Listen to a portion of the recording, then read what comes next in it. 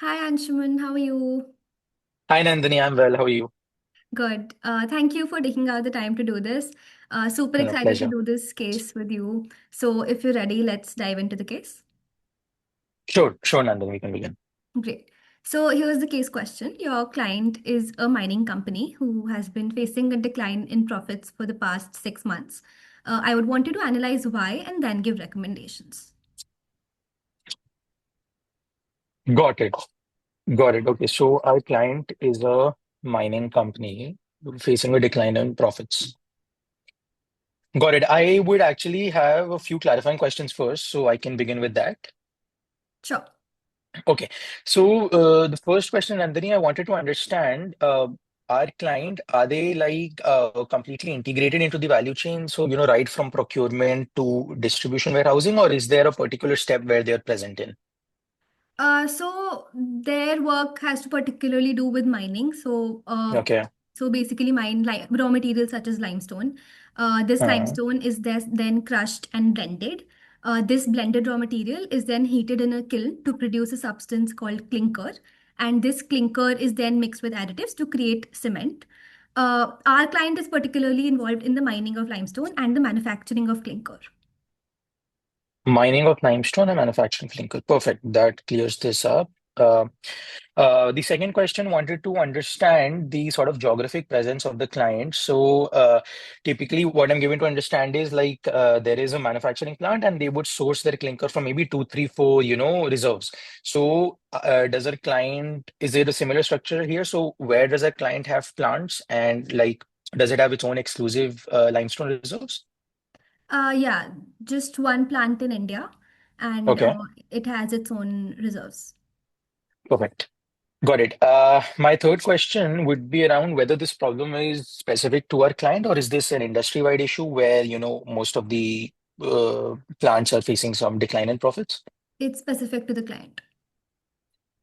Got it. And last question, actually, just wanted to understand the time frame of this issue. So has this been present over the last 1, 2 years, or it's a more recent phenomenon, maybe the last 3, 4 months, 6 months.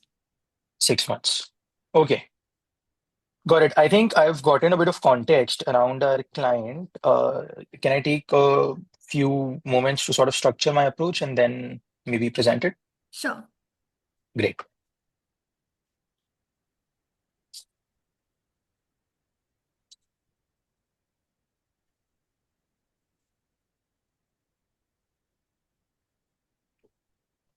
Got it. So, Nandini, what I'd like to do here would be to split, to bucket it into cost and revenues. And my hunch would be to assume that the revenues are constant and the costs have gone up. So I would like to, that's my hypothesis. So I would like to explore costs first. Is that okay, or would you want me to go with revenues? No, sounds good. Sounds good. Okay, great. So within cost, again, what I'd like to do is I would identify 3 to 4 important steps within the value chain where our client is present, right? So you said that the client, first of all, sources raw materials, limestone, right? So I'll put the first step as raw material sourcing. The second, you said, there's a lot of heating, etc., going on where clinker is produced. So the second step I would split is manufacturing. I would, of course, deep dive into each of these steps later, but I'm just laying out the skeleton approach. So the second step would be manufacturing. The third, in my understanding, is that the clients, such plants usually maintain their own truck fleet, etc., where they end up distributing the cement to, dealers, warehouses, etc. So my final step would be distribution, warehousing. Is that okay? Yeah, sounds good. Okay. Let's go further into the manufacturing bucket. Okay, perfect. We'll deep dive into that. Perfect. So, for manufacturing, Nandini, I think the three important factors here, of course, is the labor.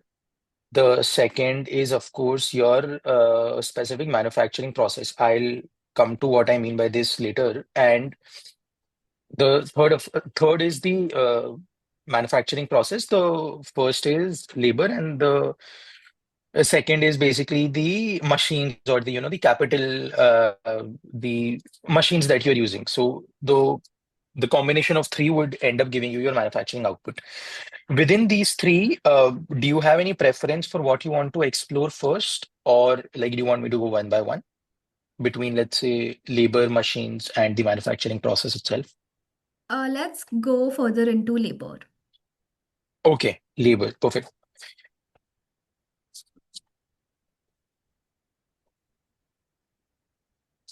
So, by labor, Nandini, um, if I'm trying to, quantify this and, looking at it that way, the the aspect here is, of course, the number of people working at the plant, okay, and the number of hours that they are working, and let's say the unit productivity per hour.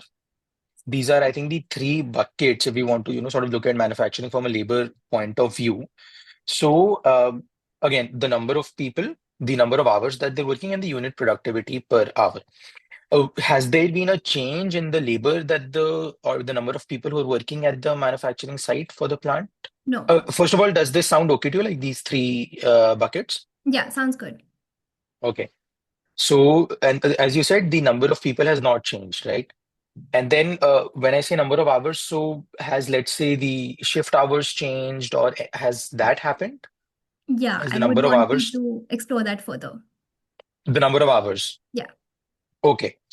Perfect. And the third aspect where it is, let's say the unit productivity per hour, is that the same or has that also changed? No, that's the same. Oh, that's the same. Perfect. Okay, so essentially the issue is number of hours. Got it.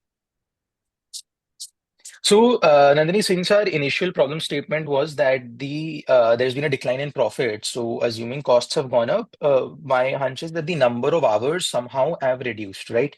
So now this could be because of two things.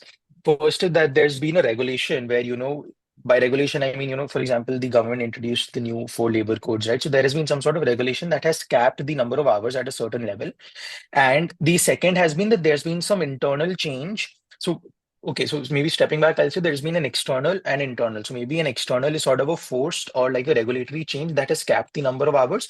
And internal has been like there's been some, internal dynamics change within the client or their operations that has led to, let's say, the total number of hours reducing. Is this a situation where any of these two, like, are you aware? Do you want me to explore one of these two first? Sure. So essentially, the total number of hours has increased, due to which the overtime wages have increased. And Okay. out of external and internal, I would want you to explore internal reasons for that. Okay, okay, perfect. Okay. So the number of hours you're saying has increased. Okay. Mhm.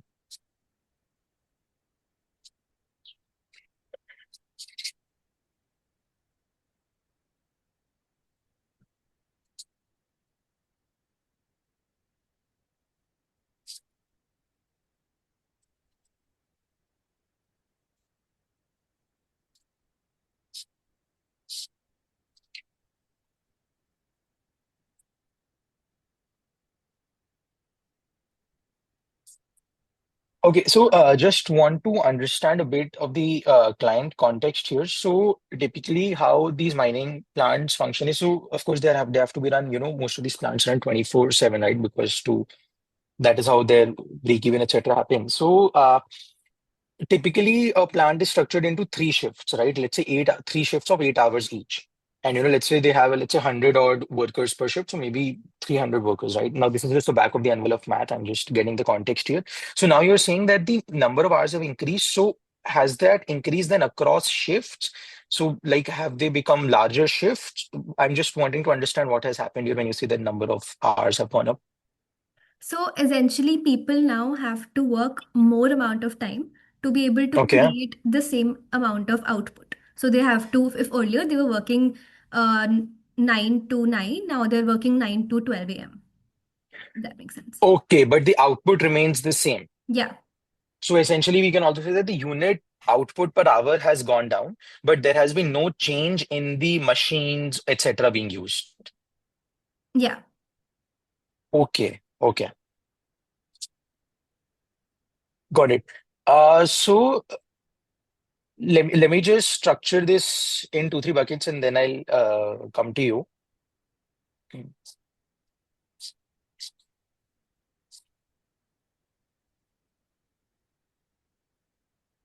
So, Nandini, what I'm thinking here is that you're saying that the number of hours have gone up and the overall output remains the same. I can find, sort of two buckets to sort of explore this further. The first is that the machines, when you're saying that the machines are the same, maybe there is some issue with the machines, like everything is there, but they are not producing the same output, right? So the machines have to be run for longer. That could be the first, and because of that, the workers have to be present at those machines longer, and the wage bill has gone up. The second is that even the machines are working fine, and there has been some internal change within within the site where workers are sort of either getting distracted or sort of taking longer to do the same amount of work. So it can either be that the machines, their productivity has gone down, or that there is some distractions or something internal that has happened because of which the workers have to end up spending a larger amount of time on the factory floor to get the same output. So have any of these two things happened? Yeah, I Or would want if you you think I'm missing something else here, happy to explore that too. no, I'd want you to explore the distractions part further. What could have happened inside the factory that could have caused distractions for the workers? Okay, okay. So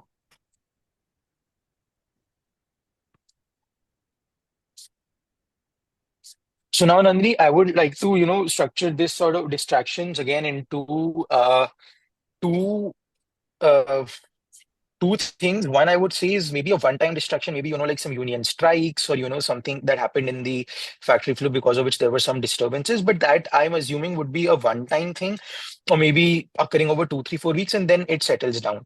The second, I think, would be a more sustained event, maybe like, so sometimes there is a change in, the way things are done. Maybe some entertainment zones, installed within the manufacturing sites for the workers, or some sort of uh, meetup spots, etc., being arranged, so that just so that the workers have some time to collect, rest, etc., because they're working large hours, in the shift. So, have any of these two things happened? Like any of these two buckets that you would want me to explore? Yeah, I think you've mostly reached the problem. A new entertainment center had opened up inside the factory, due to which the workers Okay. were taking longer breaks, and that's why they had to work more number of hours to reach the same level of productivity. Now, could you maybe give some suggestions as to how we can counter this? Sure, sure. Let me just go through it and I'll come back. Sure.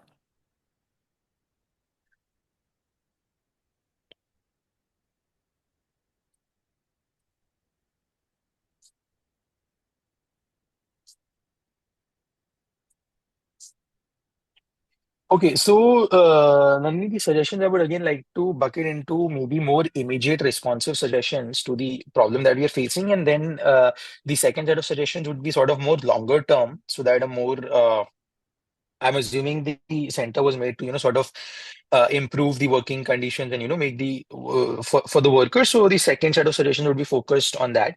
I think in the first set, the immediate response, of course, should be to cap the number of hours that the entertainment center can be used, by the specific workers. I think that would ensure that, they're not just spending an absurd amount of time in the center. And the second, again, would be to sensitize the workers that, the entertainment center is there for a break, etc., and to sort of use it more judiciously. So these would, and I think that would be driven by, the office, the floor manager, or, the mid management in the plant.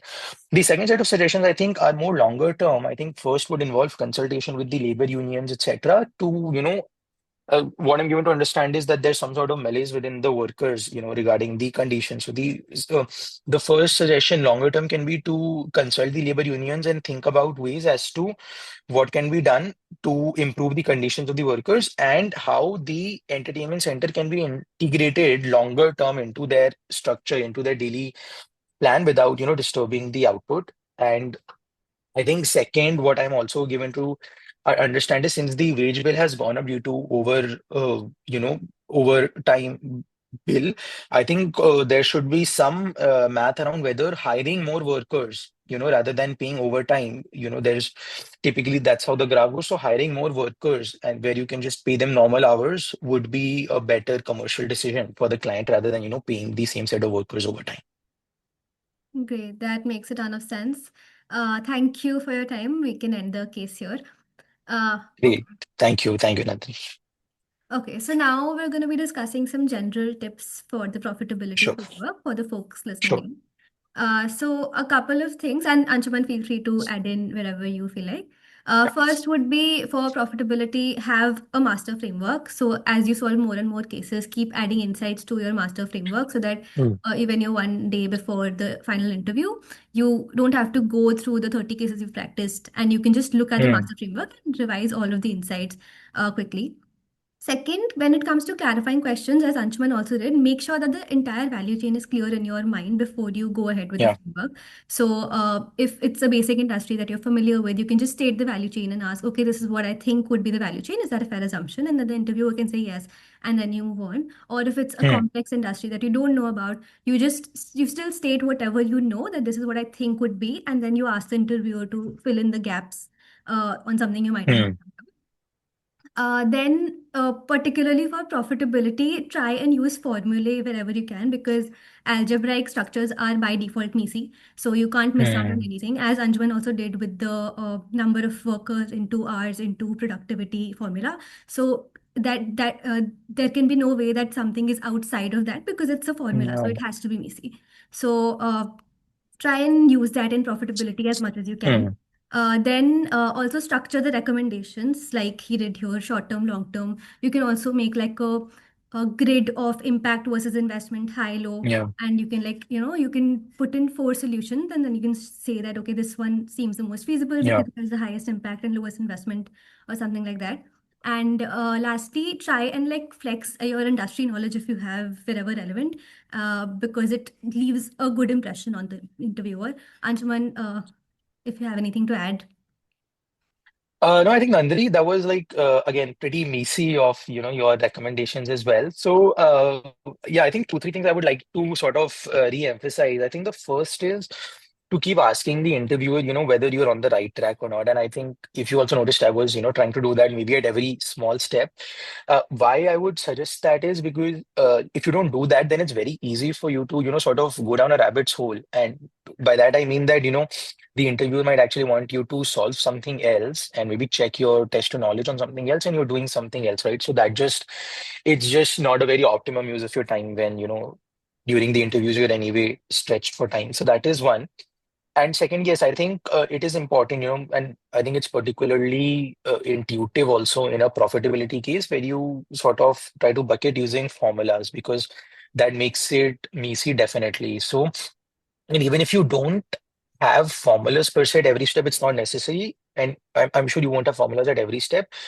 I think just trying to force yourself to think into buckets is, specifically what would help. For example, even if when you say that there are, I'll just take the example of the case when you say that there are distractions, right? So again, it's, those can be external force, right? Due to a response to some similar, those can be, internally created. So at every step, try and force yourself to think into buckets. I think that is one thing.